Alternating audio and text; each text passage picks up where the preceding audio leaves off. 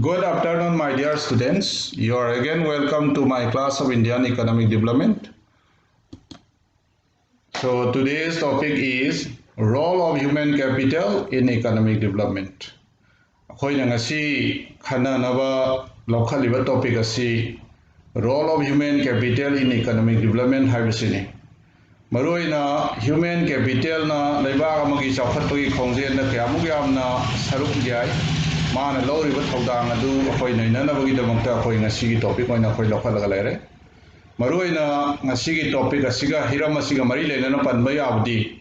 Japan गुम्बा पिखरबा अखोय समुद्रना पुंकोय question बा इथत लेबा अमना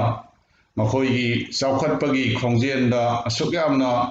यांगसिन मंगमलिबसि करिगिनो हाइना अखोयना नैनबा तारगदी मरुइबा मखोयगी मरमसि ह्यूमन कैपिटल सिननि हाइबदा थोयना लालोय जापान लैरिबा असिगुम मीसिंग असी थोइदोक हेंदोकना मखोयगी ज्ञान अमसुंग मखोयगी थबक तौबी हैथोय सिंथोय बसिना मरम ओइदुना मखोयना मखोयगी जीडीपी दा अचौबा कंट्रीब्यूशन अमा तौई हाइरिबा तौरिबा कंट्रीब्यूशन असी अखोय ह्यूमन कैपिटल ननी अदुना जापान सिना अखोय खुदम अमा ओइरगा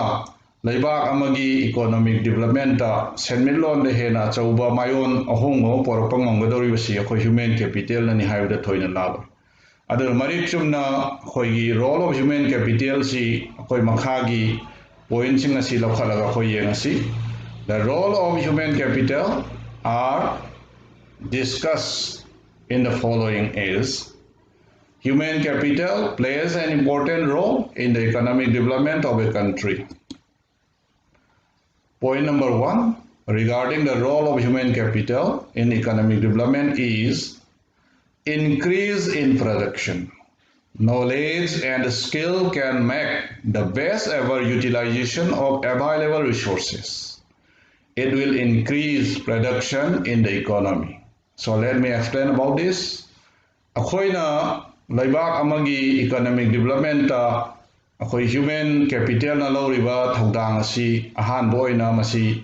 करीनो हाइबा मतमदा लैबाक अदुदा लैरिबा पोथोक पुथोक मतमदा हेनगतहलि हाइबसिनी अखोइना याम समना हाइबा तारगदी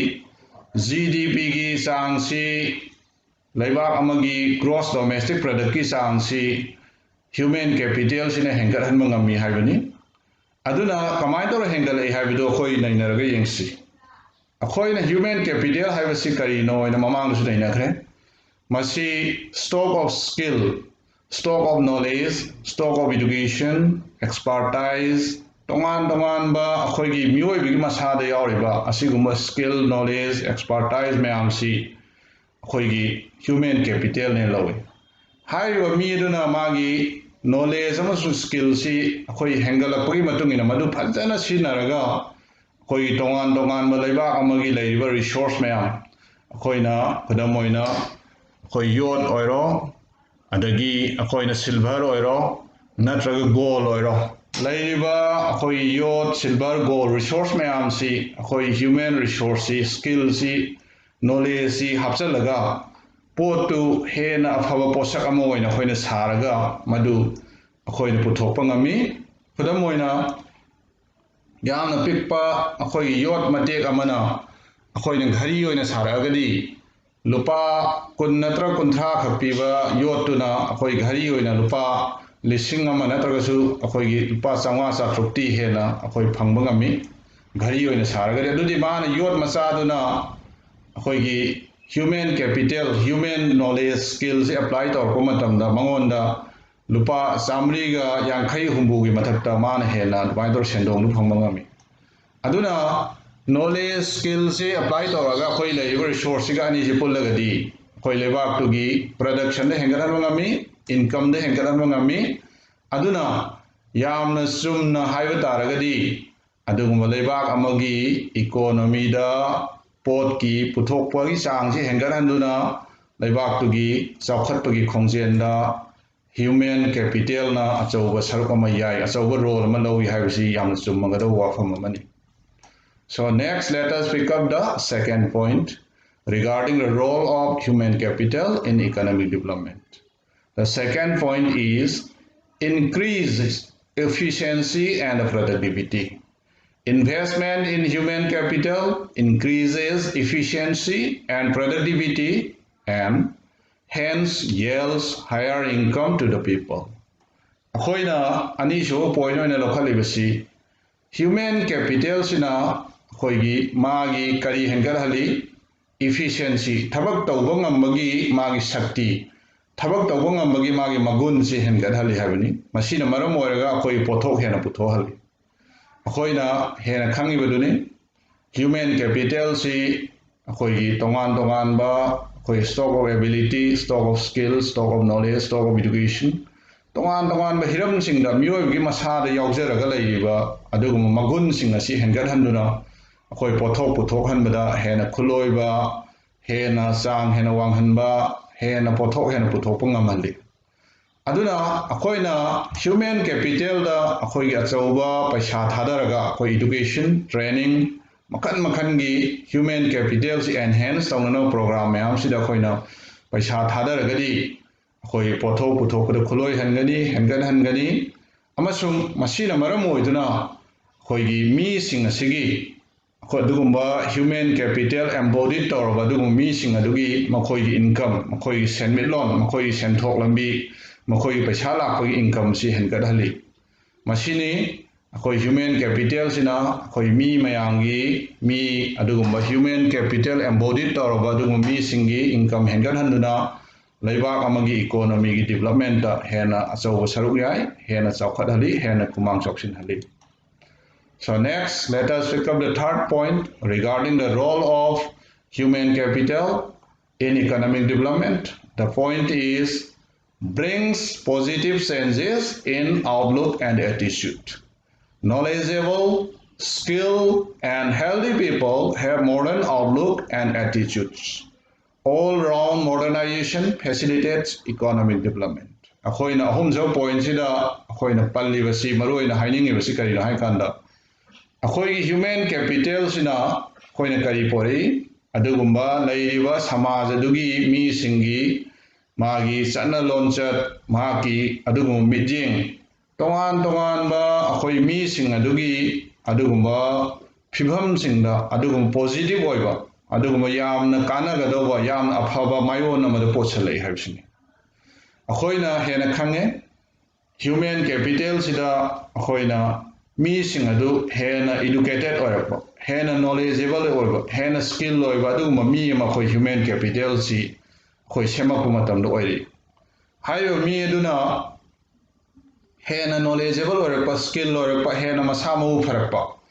Masina maram oiraga mahaki chana lonchat wangang sangang khoi sajat lonchat sida mangonda yamna phajaba adugum mayona maromda pusalai mahakse hairo mi sina adugumba magi chana lonchat maki lamchat bevhar sida hongapana maram oiraga adugumba modernization adugumba anauba samaj amagi adugum mayona maromda mahaksina onjalai adugumba samaj adu hena phajaba hena ningthiba adugumba hena mayangi thoido hendo kadauba adugum phajaba modernize oraba society amaromda mahaksina pusilakpa ngami masina maram oiraga akhoi gi laibak amagi modernization sina maram oiraga laibak amagi development da economic development da senmitlon da hena khurung chahali hena chawkhat hali adugumba anawo mayon amaromda pusilakpa ngami adu masi taseng haiba taragadi yamna chumbo wafam amani Human capital sina laibak amagi anauba modernization gi mayon amarom pusalai loina na laibak tu gi economic development hena kumang choksin mangami. So the fourth point is innovative skills. Larger the number of skilled and trained personnel, greater the possibility of innovation in areas of production and related activities. Akhoina hena khangi innovation haibasi ngasigi adugumba modern society sida modern economy sida yam tangai phadaba adugumba posak amani innovation sina laibak amagi adugumba senmitlon hena chauba thodang yai akhoina innovation haiba posak si kari pot anaubo puthokpagi mawong asibu akhoina innovation haina khangnai innovation haibadi akhoina anauba technique anauba technology anauba ꯑꯗꯨꯒꯨꯝꯕ ꯄꯣꯠ ꯑꯃ ꯄꯨꯊꯣꯛꯄꯒꯤ ꯆꯪꯉꯤꯕ ꯑꯗꯨꯒꯨꯝꯕ ꯐꯤꯚꯝꯗꯨꯕꯨ ꯑꯩꯈꯣꯏꯅ innovation ꯍꯥꯏꯅ ꯈꯪꯅꯒꯅꯤ ꯍꯥꯏꯔꯤꯕ innovation ꯑꯁꯤꯒꯤ ꯃꯔꯨꯑꯣꯏꯕ ꯀꯥꯟꯅꯕꯗꯤ ꯀꯔꯤꯅꯣ ꯍꯥꯏꯕ ꯃꯇꯝꯗ ꯑꯩꯈꯣꯏꯅ ꯄꯣꯠ ꯑꯅꯧꯕ ꯃꯤꯅ ꯄꯥꯝꯅꯒꯗꯧꯕ ꯄꯨꯊꯣꯛꯇꯨꯅ ꯑꯗꯨꯒꯨꯝꯕ ꯄꯣꯠ ꯑꯗꯨ ꯃꯃꯜ ꯀꯥꯅ ꯌꯣꯟꯕ ꯉꯝꯃꯤ ꯑꯗꯨꯒꯨꯝꯕ ꯄꯣꯠ ꯄꯨꯊꯣꯛꯏꯕ ꯃꯤꯗꯨꯒꯤ ꯏꯟꯀꯝ ꯍꯦꯟꯒꯠꯍꯜꯂꯤ ꯂꯩꯕꯥꯛ ꯑꯗꯨꯒꯤ GDPꯗ ꯍꯦꯟꯅ ꯑꯩꯈꯣꯏ ꯈꯨꯃꯥꯡ ꯆꯥꯎꯁꯤꯟꯕ ꯉꯝꯍꯜꯂꯤ ꯑꯗꯨꯅ ꯍꯥꯏꯔꯤꯕ ꯏꯅꯣꯚꯦꯁꯟ ꯑꯁꯤ ꯄꯣꯔꯛꯅꯕꯒꯤꯗꯃꯛꯇ ꯑꯩꯈꯣꯏꯅ ꯀꯔꯤꯅ ꯇꯧꯕ ꯊꯧꯗꯥꯡ ꯂꯧꯏ ꯍꯥꯏꯕ ꯃꯇꯝꯗ ꯍ꯭ꯌꯨꯃꯦꯟ ꯀꯦꯄꯤꯇꯦꯜꯁꯤꯅ ꯑꯆꯧꯕ ꯊꯧꯗꯥꯡ ꯂꯧꯔꯤ ꯍ꯭ꯌꯨꯃꯦꯟ ꯀꯦꯄꯤꯇꯦꯜꯒꯤ ꯑꯩꯈꯣꯏ ꯁ꯭ꯀꯤꯜ ꯑꯃꯁꯨꯡ ꯇ꯭ꯔꯦꯟ ꯇꯧꯔꯕ ꯑꯗꯨꯒꯨꯝꯕ ꯍꯤꯔꯝꯁꯤꯡ ꯑꯁꯤꯗ ꯍꯦꯟꯅ ꯍꯩꯍꯜꯂꯕ ꯃꯤꯁꯤꯡ ꯑꯁꯤꯅ ꯏꯅꯣꯚꯦꯁꯟꯒꯤ ꯋꯥꯈꯜꯂꯣꯟꯁꯤꯡ ꯑꯁꯤ ꯑꯩꯈꯣꯏ ꯄꯨꯊꯣꯔꯛꯄ ꯉꯝꯃꯤ ꯏꯅꯣꯚꯦꯁꯟꯁꯤꯅ ꯑꯗꯨꯒꯨꯝꯕ ꯄꯣꯠꯊꯣꯛ ꯄꯨꯊꯣꯛꯄ ꯑꯃꯁꯨꯡ ꯃꯔꯤ ꯂꯩꯅꯕ ꯍꯤꯔꯝꯁꯤꯡꯗ ꯍꯦꯟꯅ ꯈꯨꯠꯂꯣꯏꯍꯟꯗꯨꯅ ꯑꯗꯨꯒꯨꯝꯕ ꯃꯥꯒꯤ ꯀꯣꯁ ꯑꯣꯐ ꯄ꯭ꯔꯗꯛꯁꯟꯗ ꯍꯟꯊꯍꯜꯂꯤ ꯑꯅꯧꯕ ꯄꯣꯠ ꯃꯌꯥꯝ ꯄꯨꯊꯣꯛꯇꯨꯅ ꯃꯥꯒꯤ ꯏꯟꯀꯝ ꯍꯦꯟꯒꯠꯍꯜꯂꯤ ꯑꯗꯨꯅ ꯑꯅꯧꯕ ꯃꯣꯗꯔꯅꯥꯏꯖ ꯁꯣꯁꯥꯏꯇꯤ ꯑꯃꯗ ꯃꯣꯗꯔꯅꯥꯏꯖ ꯏꯀꯣꯅꯣꯃꯤ ꯑꯃꯗ ꯌꯥꯝꯅ ꯗꯔꯀꯥꯔ ꯂꯩꯔꯤꯕꯁꯤ ꯏꯅꯣꯚꯦꯁꯟ ꯍꯥꯏꯕꯁꯤꯅꯤ ꯏꯅꯣꯚꯦꯁꯟꯁꯤꯅ ꯑꯃꯨꯛꯀ ꯍꯟꯅ ꯄꯟꯕ ꯇꯥꯔꯒꯗꯤ ꯃꯁꯤꯅ ꯃꯤ ꯑꯃꯒꯤ ꯏꯟꯀꯝ ꯍꯦꯟꯒꯠꯍꯜꯂꯤ ꯑꯗꯨꯒ ꯂꯩꯕꯥꯛ ꯑꯗꯨꯒꯤ GDPꯗ ꯈꯨꯃꯥꯡ ꯆꯥꯎꯁꯤꯟꯍꯟꯕ ꯉꯝꯃꯤ ꯑꯗꯨꯅ ꯍꯥꯏꯔꯤꯕ ꯏꯅꯣꯚꯦꯇꯤꯚ ꯁ꯭ꯀꯤꯜ ꯏꯅꯣꯚꯦꯁꯟꯁꯤ ꯑꯩꯈꯣꯏ ꯃꯔꯨꯑꯣꯏꯕ ꯊꯧꯗꯥꯡ ꯂꯧꯔꯤꯕꯁꯤ ꯀꯔꯤꯅꯅꯣ ꯍꯥꯏꯕ ꯃꯇꯝꯗ human capital sinani. So the fourth point is truly said as innovation plays an important role as human capital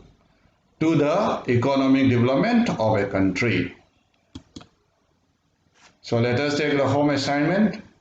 Write the importance of human capital in the economic development of a country. ꯑꯩꯈꯣꯏꯒꯤ human ꯀꯦꯄꯤꯇꯦꯜꯅ ꯂꯧꯔꯤꯕ economic ꯗꯤꯕꯂꯞꯃꯦꯟꯇ ꯊꯧꯗꯥꯡ ꯑꯗꯨ ꯑꯩꯈꯣꯏ ꯏꯔꯛꯎ ꯍꯥꯏꯕꯅꯤ ꯑꯗꯨꯅ ꯃꯁꯤ ꯃꯊꯪꯒꯤ online ꯀ꯭ꯂꯥꯁꯀꯤ ꯃꯃꯥꯡꯗ ꯑꯩꯈꯣꯏ ꯁꯕꯃꯤꯠ ꯇꯧꯅꯕ ꯍꯣꯠꯅꯁꯤ Thank you for listening. See you again. Thank you very much.